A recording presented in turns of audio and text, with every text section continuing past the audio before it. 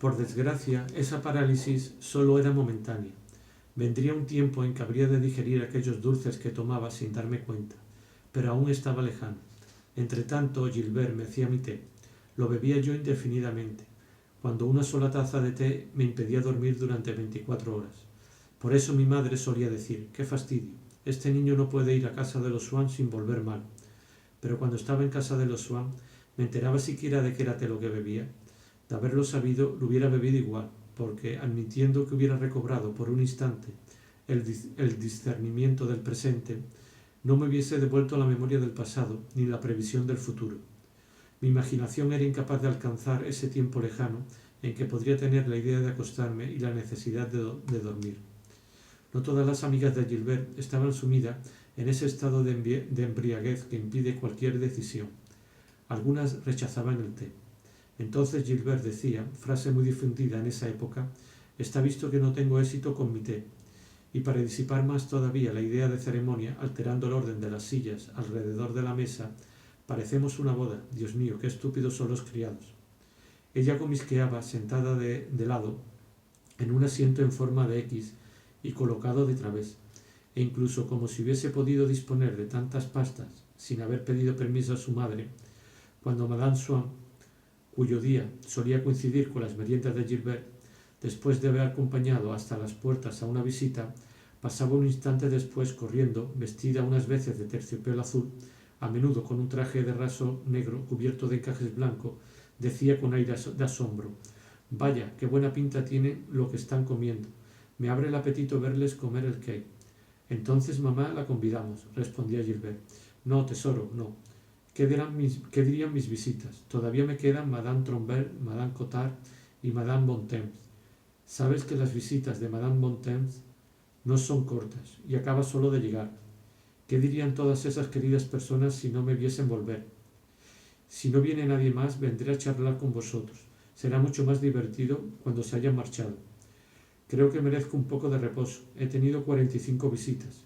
Y hay de las 45, 42 han hablado del cuadro de Gérôme. Pero venga usted un día de esto, me decía, a tomar su té con Gilbert. Se lo hará como a usted le gusta, como usted lo toma en su pequeño estudio».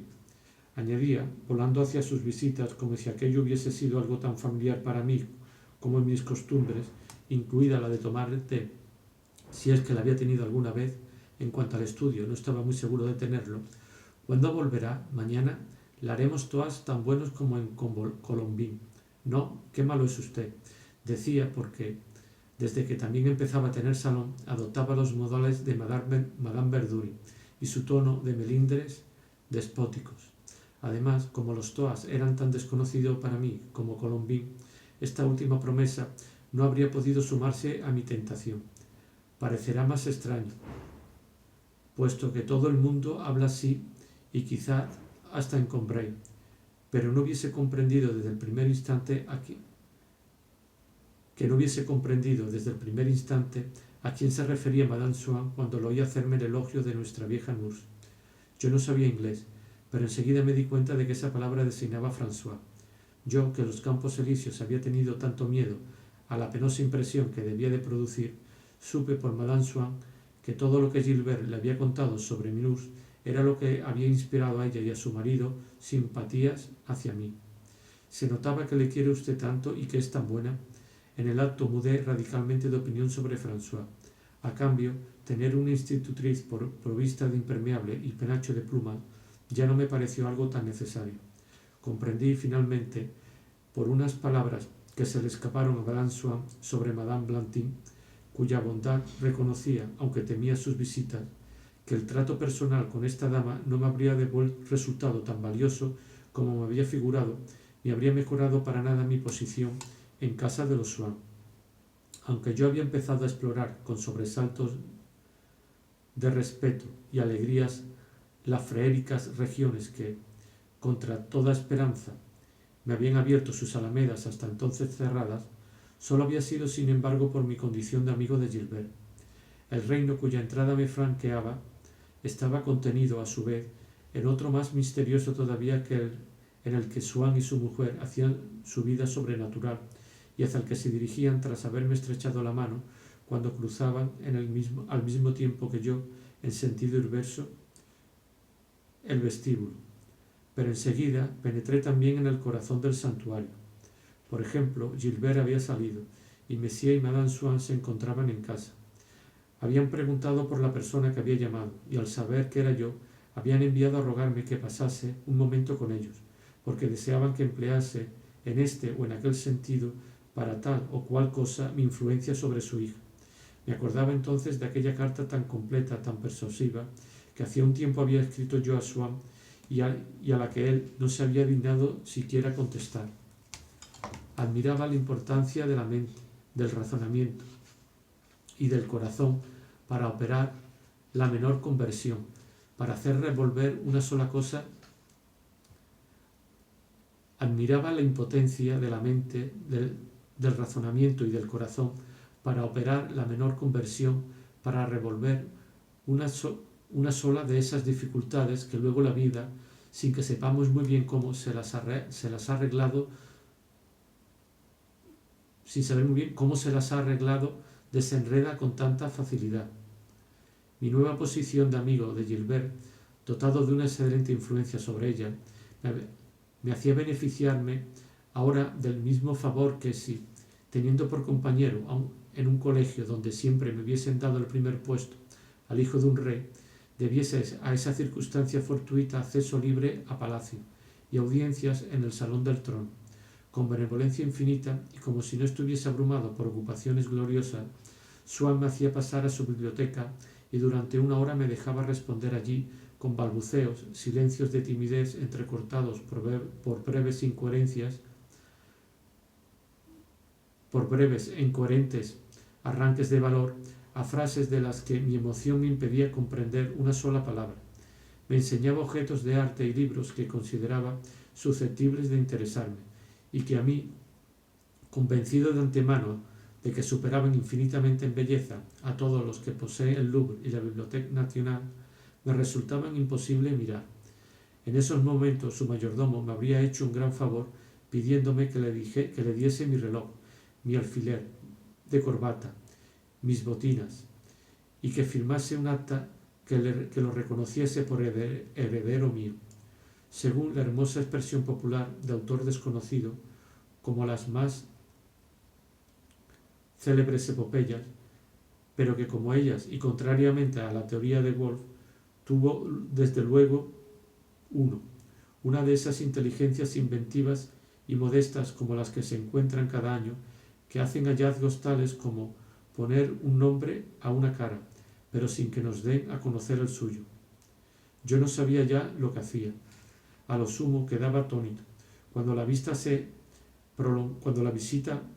prolongaba ante aquella falta de realización, ante aquella ausencia de conclusión feliz a que conducían aquellas horas vividas en la morada encantada. Mas mi decepción nada tenía que ver con la insuficiencia de las obras maestras que me mostraba, ni con la imposibilidad de fijar en ellas una mirada distraída, porque no era la belleza intrínseca de las cosas lo que volvía milagroso para mí el hecho de encontrarme en el gabinete de Swann, sino la adherencia a esas cosas, que hubiesen podido ser las más feas del mundo, del sentimiento particular, triste y voluptuoso que yo localizaba allí desde hacía tantos años y que todavía lo impregnaba. De igual modo, la multitud de espejos, de cepillos de plata, de altares de San Antonio, de Padua, esculpidos y pintados por los mayores artistas, amigos suyos, no tenían relación alguna con el sentimiento de mi indignidad y de la benevolencia regia que me inspiraba Madame Swann cuando me recibía un momento en su cuarto, donde tres hermosas e imponentes criaturas, su primera, su segunda y su tercera doncella, preparaban sonriendo unas toilettes maravillosas y hacia el que me encaminaba, tras la orden combinada por el lacayo de calzón corto de la que la señora deseaba decirme unas palabras. Por el sinuoso sendero de un pasillo, todo aromado a distancia por las esencias preciosas cuyos fragantes efluvios salían sin cesar del tocador. Cuando Madame Swann había regresado junto a sus visitas, todavía la oíamos hablar y reír, porque incluso ante dos personas, y como si tuviese que hacer frente a todas las camaradas, alzaba la voz, lanzaba las palabras tantas veces había visto hacer en el pequeño clan de la patrona, en los momentos en que ésta dirigía la conversación. Son las expresiones recientemente tomadas de otro las que, al menos durante un tiempo, más nos gusta emplear, y Madame Swann alternaba frases que había aprendido de personas distinguidas que su marido no había tenido más remedio que presentarle. De estas le venía el manierismo consistente en suprimir el artículo o el pronombre demostrativo ante un adjetivo que calificaba a una persona. Con otras más vulgares, por ejemplo, es una nada, expresión favorita de una de sus amigas, y trataba de colocarlas en todas las historias que, según costumbre contraída en el pequeño clan, le gustaba contar. Y acto seguido decía de buena gana: «¿Cuánto me gusta esa historia?» o «confiese, es una bien bella historia», expresiones que, a través de su marido, le venían de los Guermantes, a quien no conocía. Madame Swann había abandonado el comedor, pero su marido, que acababa de volver a casa, hacía a su vez una aparición entre nosotros. «¿Sabes si tu madre está sola, Gilbert?» «No, papá, todavía tiene gente». «¿Cómo? ¿Todavía? A las 7? Es terrible. La pobre mujer debe estar agostada». «Es odioso». En casa yo siempre había oído pronunciar abierta la primera O de odioso, mientras que Monsieur y Madame Swann decían odioso cerrando la O. «Fíjese, desde las 2 de la tarde», proseguía volviéndose hacia mí, «y Camille me decía que entre las 4 y las 5 habrán venido 12 personas. ¿Qué digo 12? Creo que me ha dicho 14. No, 12. En fin, ya no sé. Cuando he vuelto no me acordaba de que era su día de visita, y al ver todas esas carrozas delante de la puerta creí que había una boda en la casa. Y desde hace un momento que estoy en mi biblioteca la campanilla no ha parado de sonar. Palabra de honor, ha empezado a dolerme la cabeza. ¿Y todavía hay mucha gente con ella?» «No, solo 2 visitas. ¿Sabes quiénes? Madame Cottard y Madame Bontemps». «Ah, la mujer del jefe de gabinete del ministro de Obras Públicas. Solo sé que el marido es un empleado de un ministerio, pero no sé exactamente cómo qué», decía Gilbert haciéndose la niña. «Pero, tontuela, hablas como si tuvieses 2 años. ¿Cómo dices empleado de un ministerio?» «Pues es nada menos que el jefe de gabinete, el jefe de toda la tienda. Más aún, ¿dónde tendré yo la cabeza? Palabra que estoy tan distraído como tú. No es jefe de gabinete, es director de gabinete». «Yo eso no sé. Entonces es mucho ser director del gabinete», respondía Gilbert, que nunca perdía ocasión de manifestar su indiferencia por todo lo que estimulaba la vanidad de sus padres.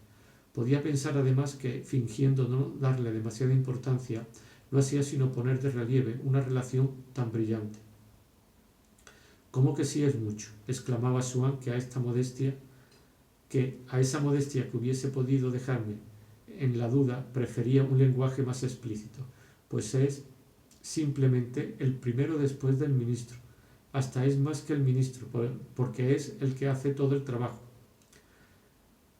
Parece además que es un talento, un hombre de primer orden, un individuo distinguidísimo y oficial de la Legión de Honor. Es un hombre delicioso, y hasta diría que muy apuesto. Su mujer, por otro lado, se había casado con él enfrentándose a todo el mundo porque era un ser fascinante. No le faltaba nada de lo que basta para construir un conjunto raro y delicado: barba rubia y sedosa, hermosos rasgos, voz nasal, respiración fuerte y un ojo de vidrio. Verá usted», añadía Swann dirigiéndose a mí, «me divierte mucho ver a esta clase de gentes en el actual gobierno, porque se trata de los Bontemps, de la familia Bontemps-Chenut, la típica burguesía reaccionaria, clerical y estrecha de ideas.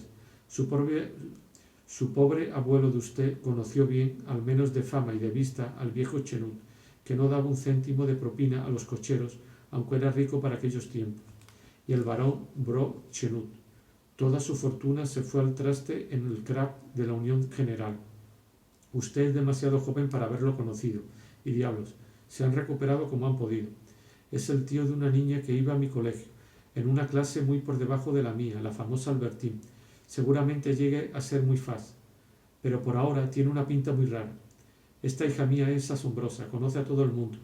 No la conozco, solo la veía pasar, gritaban Albertine por aquí, Albertine por allá. Pero sí conozco a Madame Bontemps, y tampoco me gusta. Pues haces muy mal, porque es encantadora, inteligente y bonita. Hasta tiene ingenio. Voy a saludarla, a preguntarle si su marido cree que tendremos guerra.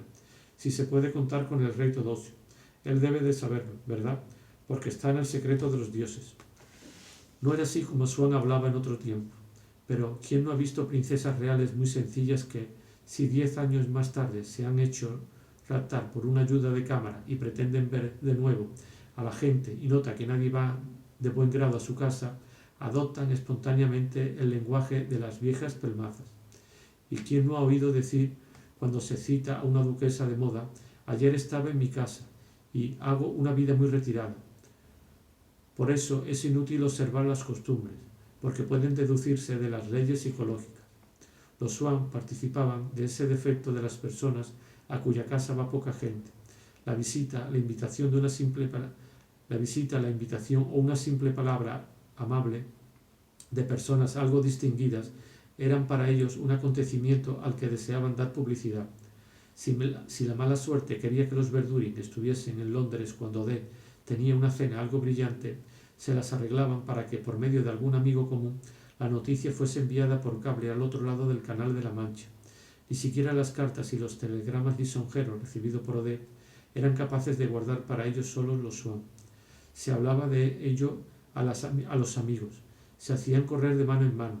Así el salón de los Swan venía a parecerse a esos hoteles de balneario donde se exponen en público los telegramas. Además, las personas que no solo han conocido al antiguo Swan fuera del mundo, como era mi caso, sino en el mundo, en aquel ambiente de los Guermantes donde, exceptuando a las altezas y a las duquesas, eran una exigencia infinita con la inteligencia y el encanto, donde se decretaba el ostracismo contra hombres eminentes por encontrarlos aburridos o vulgares, esas personas habrían tenido razones para asombrarse al comprobar que el antiguo Swan había dejado de ser no solo discreto cuando hablaba de sus relaciones, sino difícil cuando se trataba de escogerlas. ¿Cómo era posible que no le exasperase Madame Montaigne, tan vulgar, tan malvada? ¿Cómo podía decir que era agradable? Parecía que el recuerdo del círculo de Guermantes habría debido impedírselo. En realidad, le servía de ayuda. Desde luego, entre los Guermantes había, a diferencia de las 3/4 partes de los ambientes mundanos, un gusto refinado incluso, pero también esnobismo, y de ahí la posibilidad de una interrupción momentánea en el ejercicio del gusto. Si se trataba de alguien que no era indispensable para ese clan, de un ministro de Asuntos Extranjeros, republicano algo enfático, de un académico charlatán, el gusto se ejercitaba a fondo contra él. Swan compadecía a Madame de Guermantes por haber cenado en compañía de semejantes invitados en una embajada, a los que prefería 1000 veces un hombre elegante, es decir, un hombre del círculo Guermantes que no servía para nada, pero que poseía el espíritu de los Guermantes, alguien que era de la misma capilla. Pero si una gran duquesa o una princesa de sangre real cenaba a menudo en casa de Madame Guermantes, entonces también formaba parte de esa capilla, sin tener ningún derecho, sin poseer para nada ese espíritu, y con la ingenuidad de las gentes de mundo, desde el momento en que la admitían, se las ingeniaban para encontrarla agradable, ya que no podían decirse que se la admitía por parecerles agradable. Acudiendo en ayuda de Madame de Guermantes, Swan le decía cuando la Alteza se había ido: en el fondo es una buena mujer, hasta tiene cierto sentido de lo cómico. Dios mío, no creo desde luego que haya profundizado en la crítica de la razón pura, pero no es desagradable. Soy absolutamente de su opinión, respondía la duquesa, y aunque estaba algo intimidada, verá que puede llegar a ser encantadora. Es mucho menos pesada que Madame XJ, la mujer del académico charlatán, dama notable, que es capaz de citar 20 volúmenes. Ni siquiera se puede comparar. La facultad de decir esas cosas, de decirlas sinceramente, la había adquirido Swan en casa de la duquesa y la seguía conservando. Ahora la aplicaba a las personas que iban a su casa. Se esforzaba por descubrir y amar en ellas las cualidades que todo ser humano revela, si lo examinamos con una prevención favorable y no con la repulsión de los delicados. Ponderaba los méritos de Madame Montaigne como tiempo atrás había hecho con los de la princesa de Parma, que hubiera debido ser excluida del círculo de Guermantes, de no haber habido trato de favor con ciertas altezas, y si, incluso con ellas, sólo se hubiesen tenido en cuenta el ingenio y cierto encanto. Además, otras veces habíamos visto que Swann tenía tendencia, de la que ahora hacía simplemente una aplicación más duradera, a cambiar su propia situación mundana por otra que en ciertas circunstancias le convenía mejor. Solo quien es incapaz de descomponer en su percepción lo que a primera vista parece indivisible, cree que la posición social hace cuerpo con la persona. Un mismo ser, considerado en momentos sucesivos de su vida, se sitúa en diferentes niveles de la escala social en ambientes que no necesariamente son cada vez más elevados. Y siempre que en un periodo distinto de la existencia anudamos o reanudamos lazos con determinado ambiente, cada vez que en él nos sentimos mimados, empezamos con toda naturalidad a tomarle apego, echando en él raíces humanas. Por lo concerniente a Madame Montaigne, también creo que a Swann, al hablar de ella con aquella insistencia, no le molestaba pensar que mis padres se enterarían de que visitaba a su esposa. A decir verdad, en nuestra casa, los nombres de las personas que Madame Swann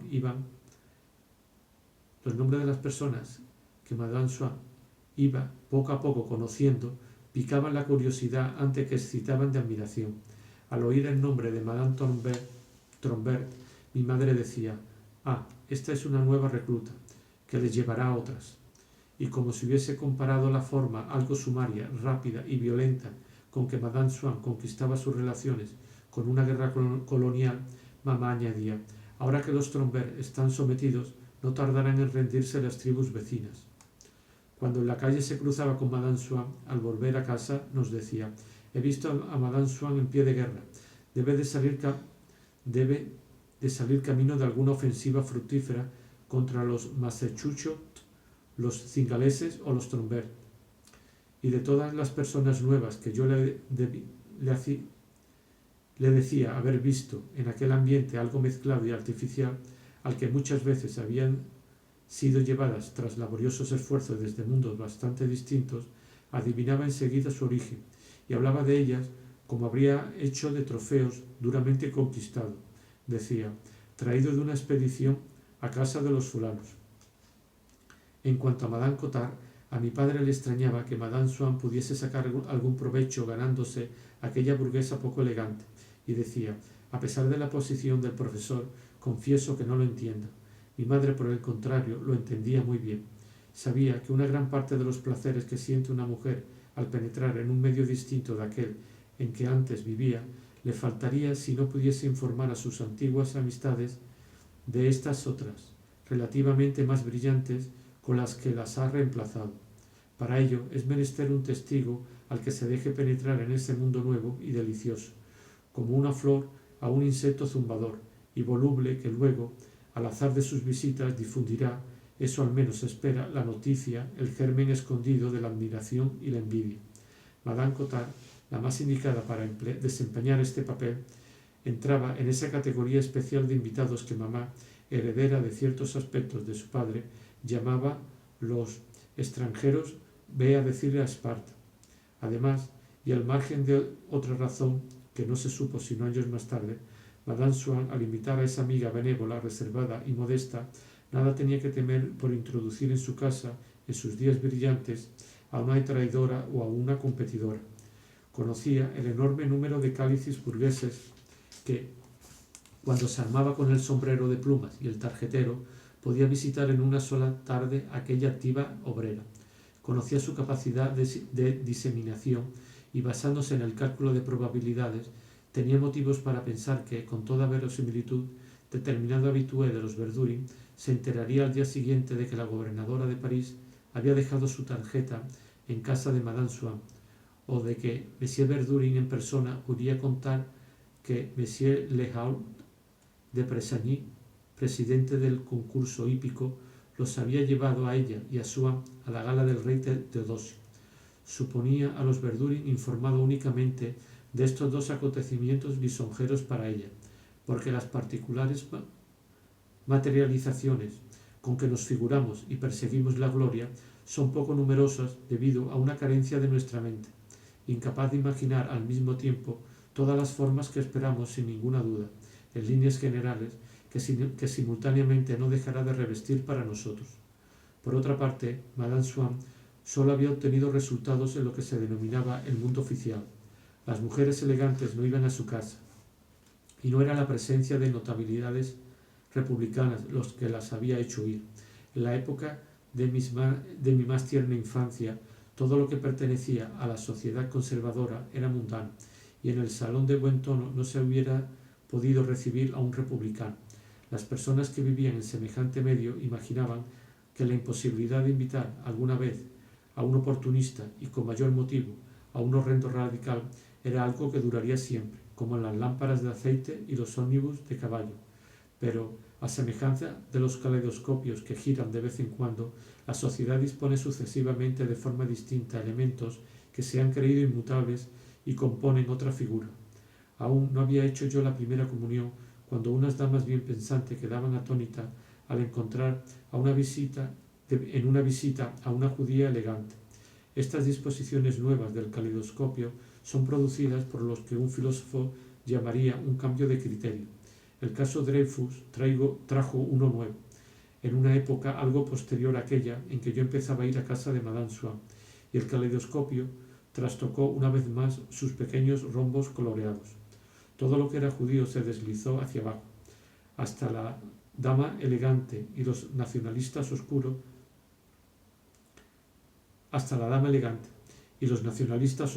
ascendieron para ocupar su puesto. El salón más brillante de París fue el de un príncipe austriaco y ultracatólico. Si en vez del caso Dreyfus hubiese sobrevenido una guerra con Alemania, el caleidoscopio habría girado en un sentido distinto.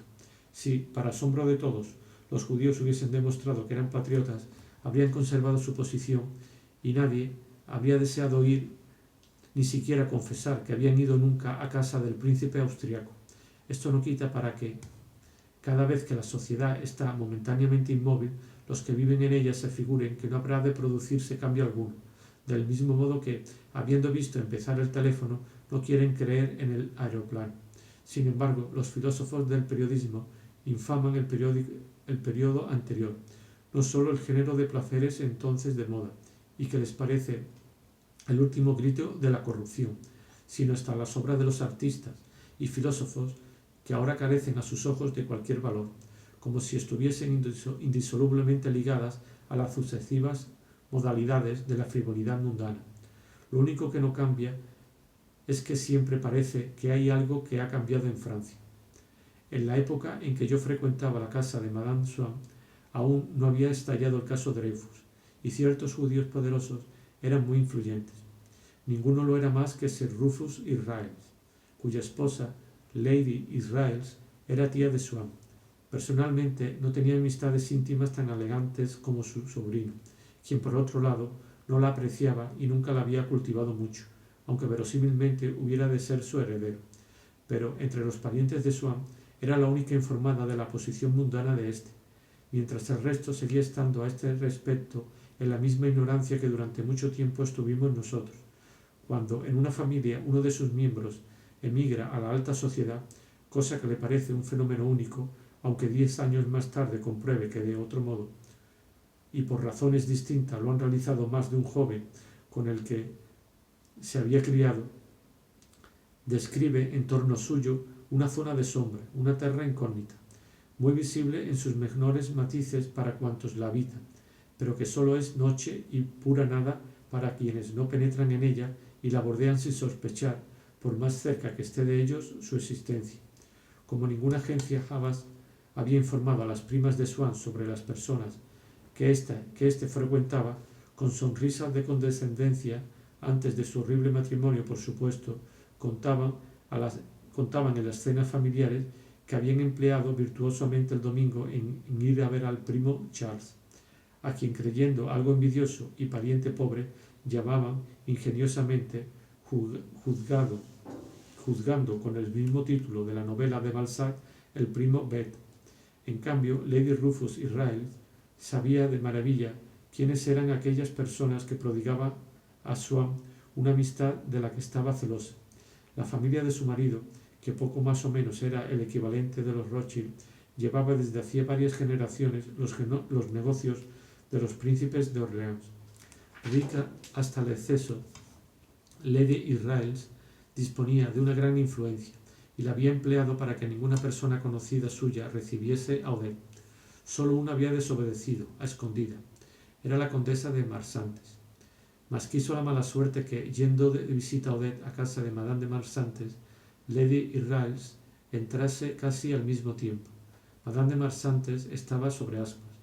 Con la cobardía de esas personas que, sin embargo, pueden permitírselo todo, no dirigió una sola vez la palabra a Odette, quien en lo sucesivo no se sintió animada a llevar más lejos una incursión en un mundo que, además, no era en modo alguno aquel en que ella le hubiese gustado ser recibida. En este completo desinterés por el Faubourg Saint-Germain, Odette seguía siendo la cocotte analfabeta, tan distinta de aquellos burgueses duchos en las menores minucias de genealogía y que engañan con la lectura de antiguos memoriales la sed de relaciones aristocráticas que la vida real no les proporciona. Y Swann, por otro lado, seguía siendo, desde luego, el amante a quien todas aquellas particularidades de una antigua querida parecen agradables e inofensivas, porque muchas veces oía a su mujer proferir auténticas herejías mundanas sin que él, por un resto de ternura, una falta de estima o pereza por perfeccionarla, tratase de corregirlas. Quizá era también una forma de aquella sencillez que tanto tiempo nos mantuvo engañado en Combray, causa ahora de que, mientras seguía relacionándose, al menos por su cuenta, con gentes muy brillantes, no le interesase que en la charla del salón de su mujer pareciese atribuirles importancia alguna. Y es que la tenía menos que nunca para Swann, porque el centro de gravedad de su vida se había desplazado. En todo caso, la ignorancia de Odette en materia mundana era tal que si el nombre de la princesa de Guermantes salía en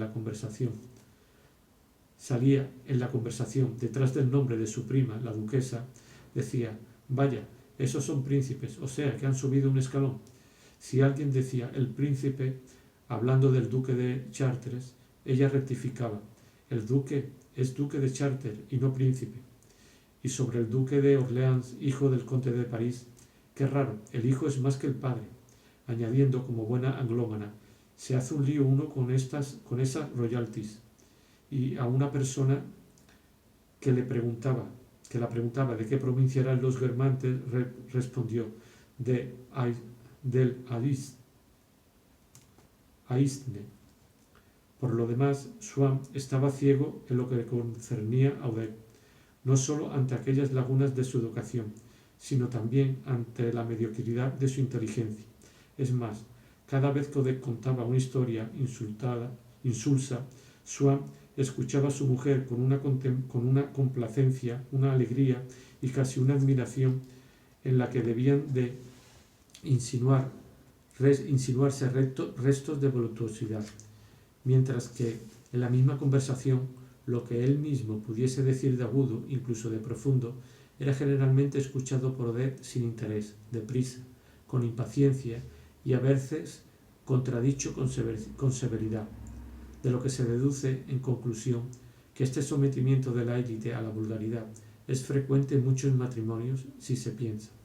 Inversamente, en tantas mujeres superiores que se dejan seducir por un cernícalo, censor implacable de sus palabras más exquisitas, mientras ellas se extasían con la indulgencia infinita del cariño ante sus bobadas más triviales. Volviendo a las razones que en esta época impidieron a Odette penetrar en el Faubourg Saint-Germain, conviene decir que el giro más reciente del caleidoscopio mundano había sido provocado por una serie de escándalos. Algunas damas a cuyas casas acudía con toda confianza habían resultado ser prostitutas, espías inglesas.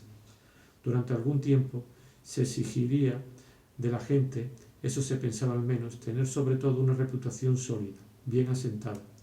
Odette encarnaba exactamente todo aquello con lo que se acababa de romper y con lo que por otra parte no tardaron en reanudar, porque los hombres que no cambian de la noche a la mañana buscan en un régimen nuevo la continuación del antiguo, pero buscándolo bajo una forma diferente, que permitiese sucumbir al engaño y figurarse que aquello no era ya la sociedad de antes de la crisis.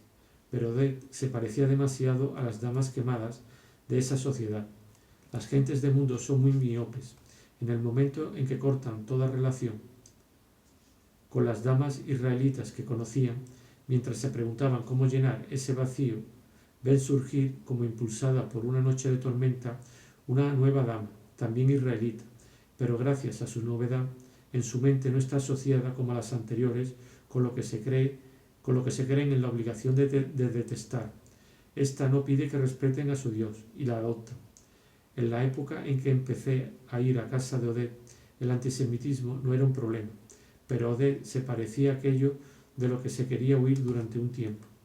En cuanto a Swann, iba a menudo a visitar a algunas de sus amistades de otro tiempo, todas ellas pertenecientes, por lo tanto, a la más alta sociedad.